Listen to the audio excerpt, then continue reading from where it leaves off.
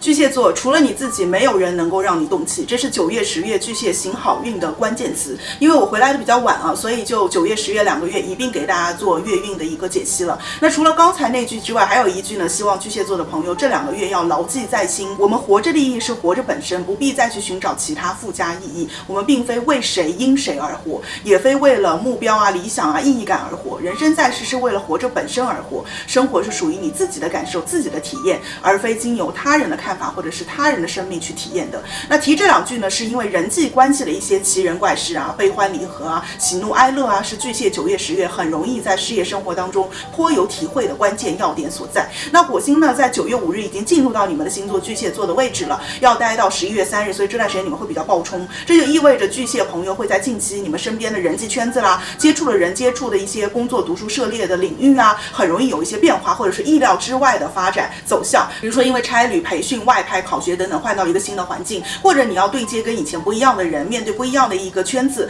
人际体验是颇神奇，甚至是有点怪异的。不论是面对新人还是面对故人，总会有一些变化。这种变化呢，也源于火星的一种加持，让巨蟹会更主动的表达自己的意见主张，别人知道你们是这样子想的，有一种憋不住的感觉。不论对方是谁，你都比较愿意去讲2句。这个行运啊，尤其如果你是做销售、做生意类工作的巨蟹，很有机会去拉拢一些老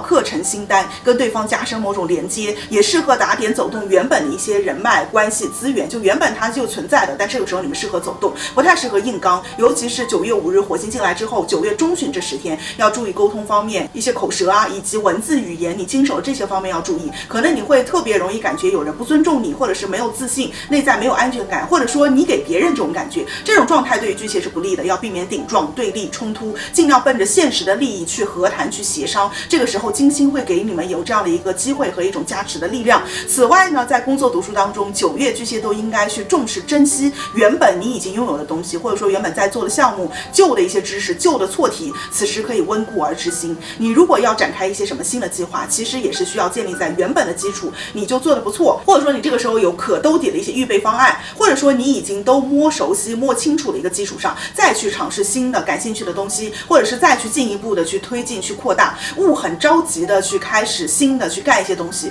多聊、多听、多观察、多分析，先全盘吃的透一点，再去着手去做会更好。比起做什么呢？9月巨蟹其实更关键的是要避免重蹈覆辙，就是拦住自己或者拦住身边的人，去想想有什么事情是不能够再做错的，不能够再做的，你要想清楚。9月、10月工作生活，如果这样想清楚的话，就没有大问题，也不容易破财或者是错失一些机遇。如果想要做感情、工作、生活当中比较大的一些选择，建议等到10月中下旬14日到23日，日水进入到你们星盘的5宫以后，那个时候的一些选择，巨蟹做了比较不容易后悔，因为你们那个时候已经分析的比较清楚了，行运这个时候也起来了。而9月呢，巨蟹更多的是有点当局者迷的一个感觉，或者说你正在经历这一切，这还没有到一个结束，或者说彻底完结的时候，你还在体验、体会当中，或者在逐渐慢慢的掌握一些事情发展的事态当中。当然这个运也不是说一下子就这样切换的啊，巨蟹9月、10月状况虽然多，就东一下西一下的，但是推起来的话相对来说是比较缓慢的。其实经由9月上旬的一些体验，到了9月下旬月末的那一周啊，巨蟹就已经会逐渐变得理性冷静了。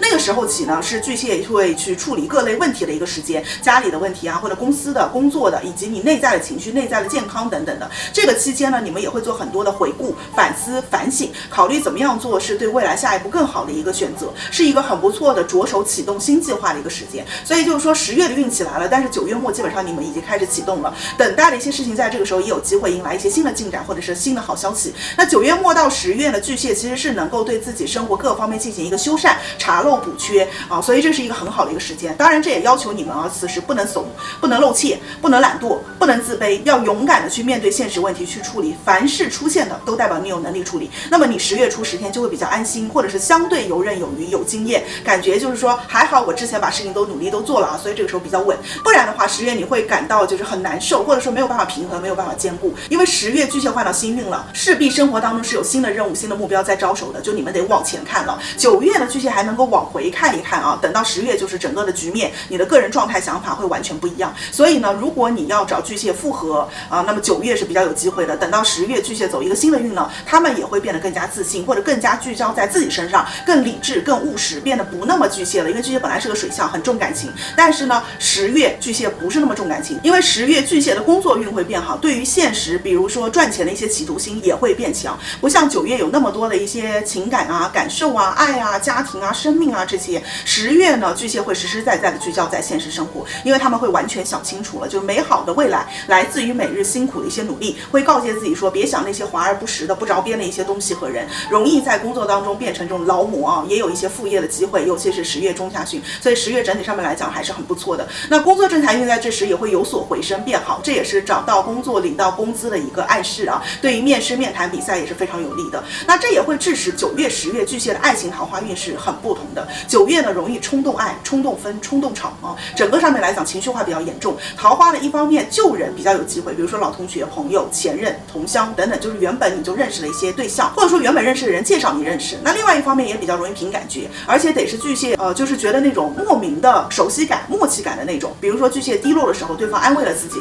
巨蟹就容易萌生爱意。不过呢，9月不属于爱的稳定期，爱与不爱呢，多多少少都有一些感性和情绪化的成分。就像对方安慰自己，是因为你当下正好遇到事情需要被安慰，并不能够代表对方有多了解你、多懂你。那对比而言呢，10月巨蟹恋爱的状态会更容易有开花结果啦，或者是公布于众的这样的一个运气。两个人是否能够稳定长久的合适啊，度过现实的一些关卡，10月、11月巨蟹能够更能体会到，因为那个时候呢，你们情感里面面对的都是现实的议题，能否过关就一目了然了。那10月呢，桃花更容易出现在这种职场啊，或者是日常线下会实际接触到的一些范围里面，对方是那种挺有吸引力的，甚至是有魅惑力的一个对象，相对来说啊，感情当中也比较大方，而也因为啊10月巨蟹很容易去注重感情当中实实在在的付出，所以你们也容易在爱中变得大方。就9月一些支出可能是不得不支付，或者是你觉得我应该要这样去做而去做的，但是10月是很不一样的，是巨蟹基于更深沉的一个爱，或者说对这段关系的一种在乎，去给上父母、家人、孩子啊，去给约会对象啊等等去买东西、去送东西、去付费。